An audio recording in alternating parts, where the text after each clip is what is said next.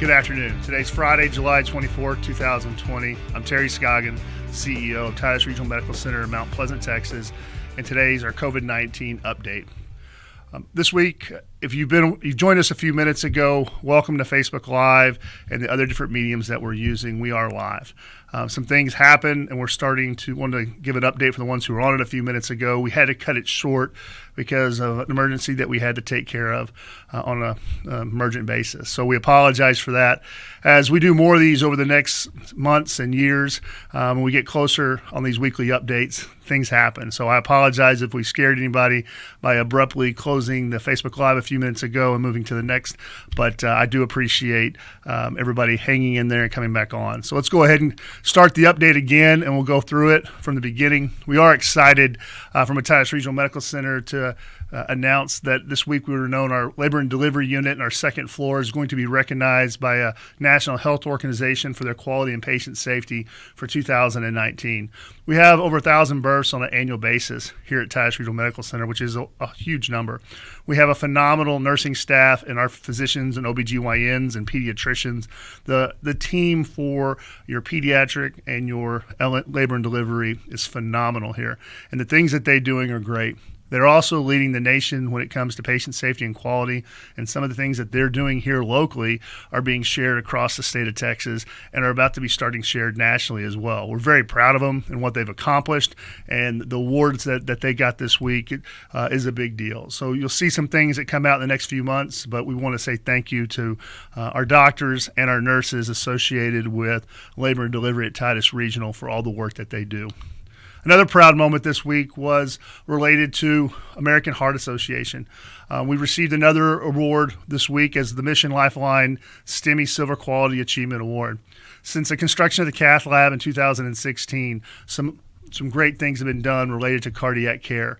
Heart disease, the number one cause of death in East Texas, the number one reason for transfers from our health system over the years. So our investment in the cath lab and the cardiology program with Dr. Siegel, Dr. Abbas, and Dr. Sekulich, and all the nurses, cath lab techs, radiology techs, ICU, emergency room, the things that they are doing are great for a rural hospital, and we're leading the nation in rural hospitals in some of the things that we're doing. This new award, the Silver Award, is another step in the process of premier cardiac care in Northeast Texas. In addition to cardiac care and stroke center, or the primary stroke center, we're doing some things from a rural health perspective that are amazing. So congratulations to the cath lab team. You'll see more about this Mission Lifeline Silver Award over the next few weeks, but we're very proud of them and wanted to share that with you.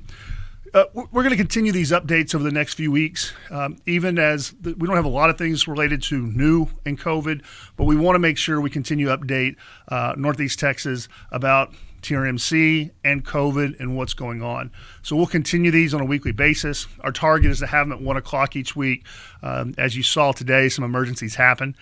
We apologize for that, but we are a hospital, so things happen on a daily basis. What you think is going to happen is never the real case. But we'll continue these. Today is short. We don't have a lot of things to cover. When it comes to the numbers, we continue to see the increase in this area. As of today, we have 12 patients on the floor, 2 in ICU and 10 on the COVID floor. That is our highest number of patients in COVID since the surge hit our peak in May. June was a flat month for us, and starting 1st of July, we started seeing an increase in cases again. And we saw that this week as the inpatient and ICU continued to increase.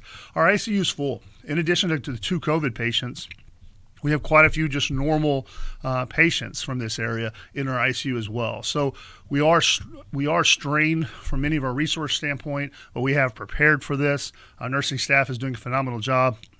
If you are friends, relatives who are nurses and doctors who work here at Titus, please just reach out to them and tell them how much you appreciate what they're doing. They are going above and beyond. When I get a chance to see them when they're leaving or coming in the morning, or the rare chance I get to go in the patient tower, it's great to see them. And the work that they're doing is selfless, and it's amazing. So we appreciate them.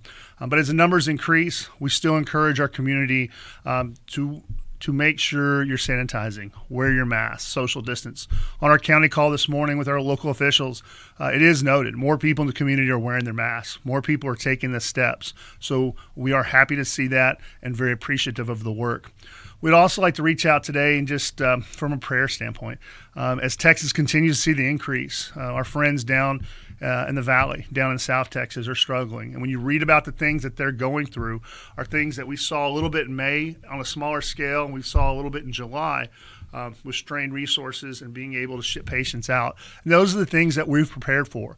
We appreciate our relationships with Tyler, our relationships with Dallas for the larger health systems. So when our ICU is full or COVID units full, these hospitals are coming to our aid and working with us, and vice versa.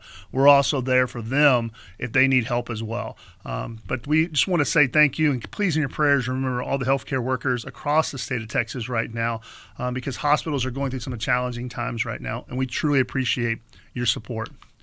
Earlier this week on Tuesday, I had a great opportunity along with my Chief Operating Officer, Patty Beckman, Chief of Nurses, Kathy Griffiths, our Vice President of Critical Care, Cynthia Gabby, to go and visit our local superintendents. Had a meeting on Tuesday of this week just to talk about the upcoming school year.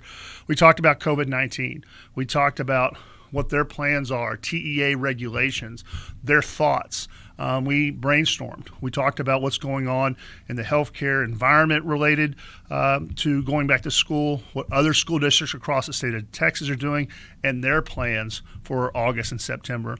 I'm very proud of our superintendents and what they're doing. The thought and planning that's going into the strategic teams at each one of these campuses is amazing.